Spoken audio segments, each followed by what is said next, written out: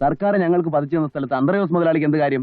നോക്കൂ മിസ്റ്റർ, വർഷങ്ങളായി ആ ഭൂമി തന്റെ കൈവശത്തിലാണെന്നാണ് അയാൾ ക്ലെയിം ചെയ്യുന്നത്.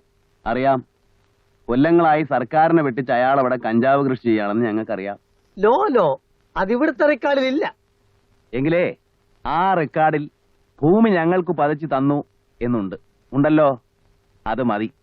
ആ ഭൂമി ഞങ്ങൾക്ക് കിട്ടണം. അത് കൈവശപ്പെടുത്തി തരേണ്ടത് സർക്കാരിന്റെ ആളെന്ന നിലയ്ക്ക് സാറിന്റെ ചുമതലയാണ്. നിങ്ങൾ പറയുന്നത് ശരിയാണ്, പക്ഷേ അതല്ല ഇവിടുത്തെ പ്രോബ്ലം. ആ ഭൂമിയുടെ മേൽ അന്ത്രയോസ് മുതലാളി ഒരു കൗണ്ടർ ക്ലെയിം ഉന്നയിക്കുമ്പോൾ അത് എന്താണ് എന്ന് അന്വേഷിക്കാനുള്ള ബാധ്യത എനിക്കില്ലേ? വെറി ചെയ്യണ്ട, നമുക്ക് ഒരുമിച്ച് പോയി മുതലാളിയെ കാണാം. എന്തിന്? അയാളുടെ ക്ലെയിം എന്താണെന്ന് അറിയാം. കാര്യങ്ങൾ സൗഹൃദമായി ഡിസ്കസ് ചെയ്യാം. ഇരു കൂട്ടർക്കും എതിർപ്പില്ലാത്ത രീതിയിൽ ഒരു തീരുമാനമെടുക്കാം. എന്തു പറയുന്നു?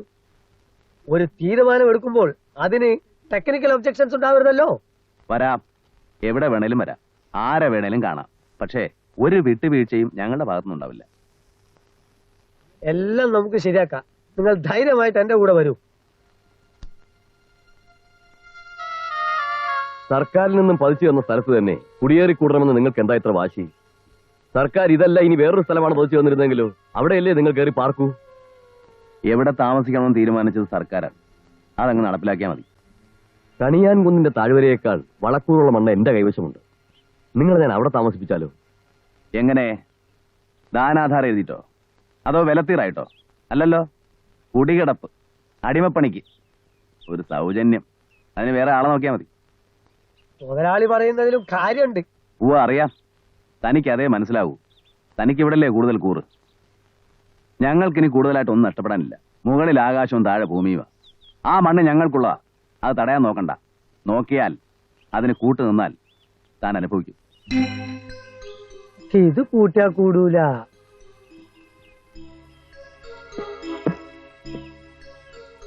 ഒന്ന് കാണാതെ ഞാൻ വേറൊന്ന് പറയില്ല. ഇല്ല, അതാണ് ലോനപ്പേട്ടൻ. നോക്ക്, ദേ ഇങ്ങോട്ട് നോക്ക്. ഇനിയിപ്പോ അന്ത്രോസ് മുതലാളിയോട് ഇറഞ്ഞ് നിങ്ങൾ ആ ചെരുവിലെത്തിയിരിക്കട്ടെ. കഞ്ചാവ് ചെടി വെട്ടിത്തെളിച്ച് മണ്ണ് അടിയോടെ ഇളക്കി വല്ലതും നട്ട് കിളിർപ്പിച്ചു വരുമ്പോഴേക്കും നിങ്ങളുടെ ഊപ്പാട് വരും. ദേ നിങ്ങൾ ഇങ്ങോട്ട് നോക്ക്, ഇങ്ങോട്ട് നോക്ക്. നിങ്ങളുടെ നേതാവ് ചമഞ്ഞു നടക്കുന്ന ഒരുത്തനുണ്ടല്ലോ, വിശ്വനാഥൻ. അവനെ വിളിച്ച് മുതലാളി എന്തെല്ലാം പറഞ്ഞെന്നറിയോ? നിങ്ങൾ ആരെങ്കിലും ആയിരുന്നെങ്കിൽ 100 വട്ടം സമ്മതിച്ചാണ്. ഞാൻ തന്നെ സത്യത്തിൽ അതിശയിച്ചു. ഇതിനു മുൻപെങ്ങും മുതലാളി ആരോടും ഇങ്ങനെ ദയ കാണിച്ച് ഞാൻ കണ്ടിട്ടില്ല. എന്തെല്ലാം കാര്യങ്ങളാ തരാന്ന് പറഞ്ഞത്. ഭൂമിക്ക് ഭൂമി, കാശിന് കാശ്, ജോലിക്ക് ജോലി, എന്തൊക്കെ വേണോ അതൊക്കെ. എന്നിട്ടാ മൊഷടൻ. എന്റെ ബലമായ സംശയം നിങ്ങൾ രക്ഷപ്പെടുന്നത് അവന് ഇഷ്ടമല്ലെന്നാണ്. അല്ലേലും പണ്ടേ അവന്റെ മനസ്സിലിരിപ്പതാ അല്ലേ? എങ്ങനെയെങ്കിലും ഞങ്ങളെ കുരുതി കൊടുക്കണമെന്ന് അവന്റെ ആഗ്രഹം. മുതലാളിയോട് തഞ്ചത്തിന് നിന്നാ നിങ്ങൾക്കാ അതിന്റെ ഗുണം. ഞാൻ അദ്ദേഹത്തോട് പറയും പോലെ ചെയ്യാൻ നിങ്ങൾക്ക് സമ്മതമാണെന്ന്. അവന്റെ കൂടെ പോണവര് ഒരു പോക്ക് പോട്ടെന്നേ. കുറച്ചു നാൾ കഴിയുമ്പോ അവര് നിങ്ങളെ കണ്ട് അസൂയപ്പെടുന്നത് ഞാൻ കാണിച്ചുതരാം. എന്ത് രസമായിരിക്കും നിങ്ങളുടെ ജീവിതം. അവന്മാരൊടുക്കം മുട്ടുമടക്കി നിങ്ങളുടെ അടുത്ത് വന്ന് കെഞ്ചും. അപ്പോതേ ഞാൻ ഒരു കാര്യം പറഞ്ഞേക്കാം, അടുപ്പിക്കരുത്. അതെനിക്ക് ഇഷ്ടല്ല. അടുപ്പിക്കോ? അവന്മാരുടെ നരയിക്കട്ടെ. പറഞ്ഞിളക്കുമ്പോ കൊള്ളാവുന്നവരെയൊക്കെ നമ്മുടെ കൂട്ടത്തിൽ കൂട്ടിപ്പോണം. ഈ വയസ്സായ പിശാചുക്കളുണ്ടല്ലോ, അത് അവന്റെ കൂടെ പോട്ടെ. ഈ പേടും തിരിവൊക്കെ കാര്യമായിട്ടുള്ള കള്ളന്മാരില്ലേ? അതൊക്കെ ഞങ്ങൾ ഏറ്റു അല്ലേ?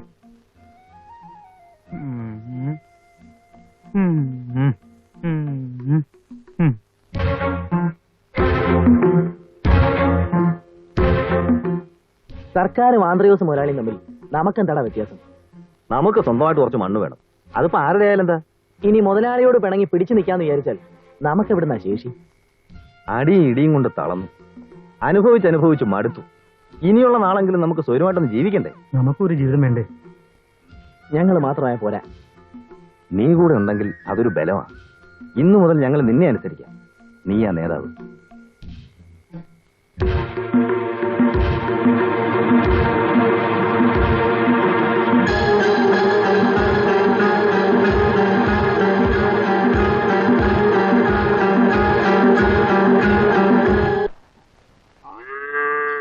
വെട്ടിപ്പിടിക്കാൻ പോകുന്നതിന് മുമ്പ് ഒരു കാര്യം അറിയണം. എന്താടാ?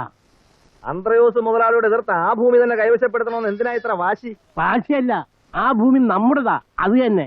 ഓ, നമ്മുടെ ഭൂമി സ്വന്തം മണ്ണൊരിടത്ത് ഉപേക്ഷിച്ചിട്ടല്ലേ പോകുന്നത്. ഇനി എന്തോന്ന് അവകാശം നോക്കാൻ? കിട്ടുന്നിടത്ത് കയറിക്കൂടാൻ നോക്കണം. എന്തിനാ ദുർവാശി? എടാ കറിയാ, അച്ഛൻ അതിന്റെ വിഷമം മനസ്സിലാവൂല. അവിടെ കാലുകുത്തി അരിഞ്ഞു വീഴ്ത്താൻ തയ്യാറായി നിൽക്കുക മുതലാളിയും കൂട്ടരും. ആയസെത്താണ്ട് മരിക്കാൻ ഞങ്ങൾക്ക് വയ്യ. മിണ്ടായിരടാ കുരുത്തം കേട്ടോനെ. പിന്നെ നിങ്ങൾ എന്തിനാ ഭാവം? എന്ത് സഹായം വേണമെങ്കിലും ചെയ്തു തരാൻ മുതലാളി സമ്മതിച്ചിട്ടുണ്ട്. അടിച്ചും പിടിച്ചും മടുത്തു, ഇനി വയ്യ. ഞങ്ങൾ അങ്ങോട്ട് പോവാ. വാ. അരുത്, നമ്മൾ തമ്മിൽ തല്ലി പിരിഞ്ഞ നമ്മുടെ ബലം പോവും. ആ ബലം കുറച്ച് മതി. വരണമെന്നുള്ളവർക്ക് കൂടെ വരാം. നമ്മൾ ഒരുമിച്ച് ഇവിടം വരെ വന്നിട്ട് നിങ്ങൾ കൂട്ടം പിരിഞ്ഞു പോകരുത്, നമുക്ക് ഒരുമിച്ച് നിൽക്കാം. അരുത് മക്കളെ. ഞാൻ നിങ്ങളുടെ കാല് പിടിക്കാം, വേറിട്ട് പോകരുത്. വേറിട്ട് പോകുന്ന നിനക്ക് അത്ര ദണ്ണമാണെങ്കിൽ ഒരു കാര്യം ചെയ്യും. കണിയാങ്കുന്നിന്റെ കാര്യം അങ്ങ് മറക്ക്. പിടിവാശി വിട്ടേച്ച് ബാക്കിയുള്ളവരെയും കൂട്ടി നീ ഞങ്ങളുടെ കൂട്ടത്തിൽ വാ. നമുക്ക് ഒരുമിച്ച് വാ മുതലാളിയുടെ അടുത്തേക്ക്.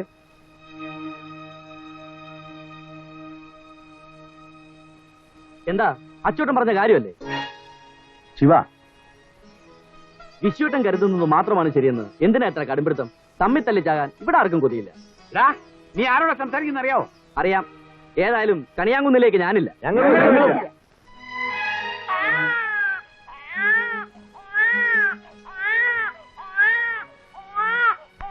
നിങ്ങൾ അങ്ങോട്ട് പോകരുത്. അന്ത്രയോസ് മുതലാളിയെ വിശ്വസിക്കാൻ കൊള്ളില്ല. ഞങ്ങൾക്ക് അയാളെ വിശ്വാസമാണ്. പിന്നെ വേർപെട്ടു പോകാൻ തീരുമാനിച്ച സ്ഥിതിക്ക് ഒരു കാര്യം കൂടി. തിരിച്ചു വരാൻ വേണ്ടിയല്ലേ ഈ പോക്ക്. കുഞ്ഞുമോളെ ഇവിടെ ഉപേക്ഷിച്ചിട്ട് പോകാൻ എനിക്ക് മനസ്സില്ല. ഇവക്ക് എന്നോടൊപ്പം കഴിയാനാണ് ആഗ്രഹമെങ്കിൽ ഇവൾ എന്റെ കൂടെ വരണം. തീരുമാനമെടുക്കേണ്ട വിശ്വട്ടനായാലും ഇവളായാലും ശരി, അതെനിക്കിപ്പോ അറിയണം.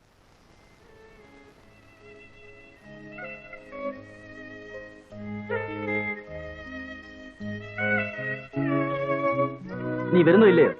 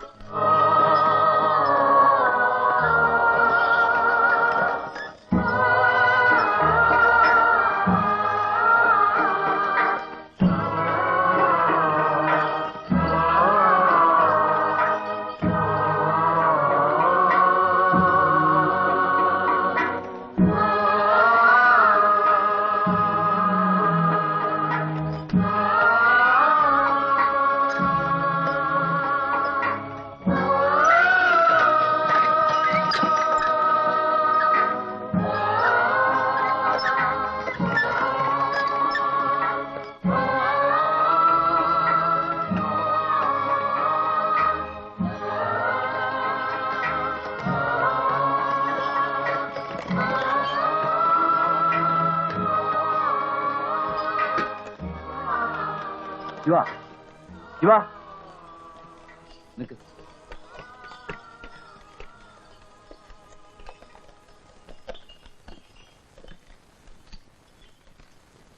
ഇതാ, ഇത് നമുക്ക് കിട്ടിയ ഭൂമിയുടെ പട്ടയമാണ്.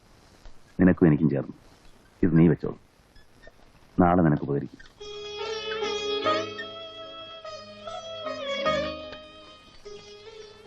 ശിവ, ഞങ്ങൾക്ക് ആരുമില്ല. ഞങ്ങളുടെ അച്ഛനും അമ്മയും പോയി. ഇവൾക്ക് ഞാനും, എനിക്ക് ഇവളും മാത്രമേ ഉള്ളൂ. നിന്റെ തന്റേട് എനിക്കിഷ്ടായി. എന്റെ കൊച്ചുപങ്ങൾക്ക് തന്റേടിയായ ഒരുത്തൻ കാവലുണ്ടല്ലോ, ആ സമാധാനം മതി എനിക്ക്.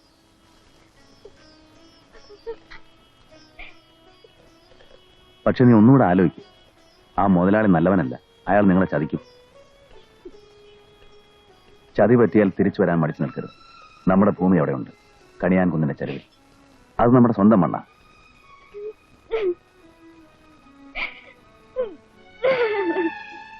ചെല്ല് ചെല്ല്.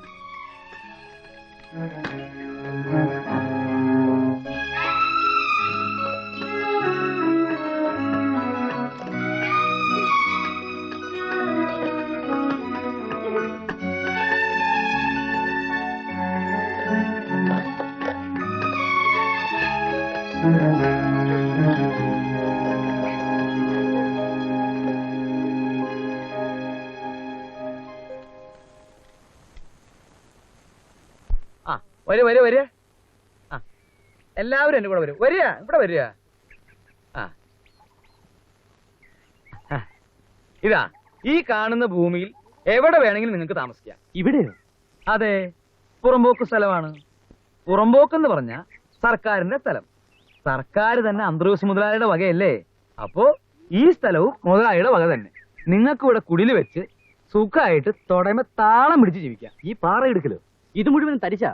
സാരില്ല, അടിയോടെ ഇളക്കുമ്പോ കുറേശ്ശെ ഇളയിക്കോളും. പിന്നെ ഇത്തിരി താമസം എടുക്കുന്നേ ഉള്ളൂ. ഇത് ചതിയാച്ചോട്ടാ, സമ്മതിക്കരുത്. ഇതിലും ഭേദം നമ്മുടെ പഴയ സ്ഥലം തന്നെയായിരുന്നു. പോഴത്തം പറയാതെ കൊച്ചനെ, നമ്മുടെ സ്ഥലം പോലും. ആ സ്ഥലത്തിന്മേലുള്ള അവകാശമാണ് നിങ്ങൾ ഇപ്പൊ മുതലാളിക്ക് മുദ്രക്കടലാസിൽ എഴുതി ഒപ്പിട്ട് കൊടുത്തത്. അതിനി മുതലാളിയുടെ വകയാ. പരമദ്രോഹി, ചതിക്കാൻ നീ കൂട്ടുകയറി നല്ലടാ. നാറി, ഇതിനായിരുന്നോടാ നീ ഞങ്ങളെ പറഞ്ഞു നോക്കിയത്? ഞാൻ എന്ത് ചെയ്യാൻ പറ്റും? മുതലാളി പറഞ്ഞ അനുസരിക്കാതിരിക്കാൻ പറ്റുമോ? ഏതായാലും ഇത് വലിയ കളിപ്പീരായി പോയി. വിശ്വട്ടും പറഞ്ഞായിരുന്നു നേരെ. ഇനിയിപ്പോ എന്ത് ചെയ്യും? നമുക്ക് വിശ്വട്ടൊന്ന് കുറ്റമായിട്ട് പറയാം. വിശ്വട്ടും പൊറുക്കായിരിക്കില്ല. നമുക്ക് തിരിച്ചു പോവാം. വാ വാന്നേ.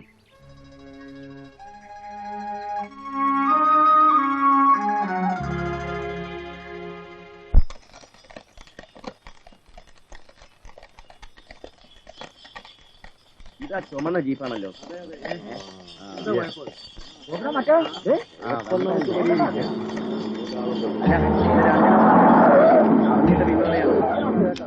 വിട്ടുകൊടുക്കാനുള്ള പരിപാടിയൊന്നും.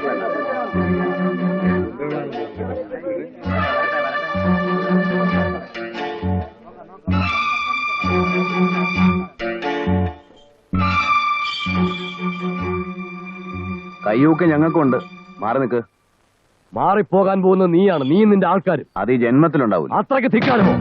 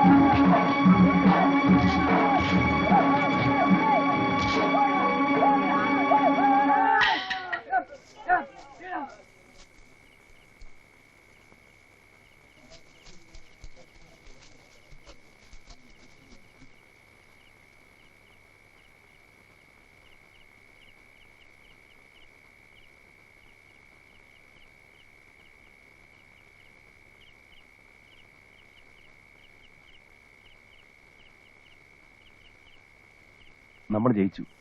നമ്മുടെ മണ്ണ് നമുക്ക് തന്നെ കിട്ടി.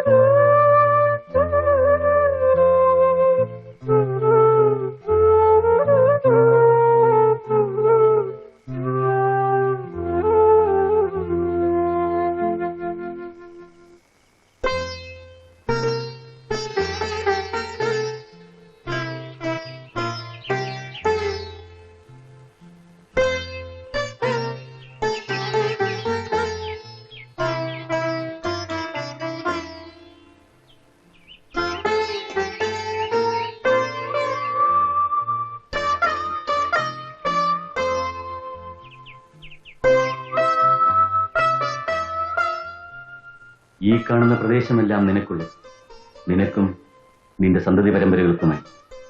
ഭൂമിയുള്ള കാലത്തോളം വിതയും കൊയ്ത്തും ശീതവും ഉഷ്ണവും വേനലും വർഷവും രാവും പകലും നിന്നുപോകയില്ല.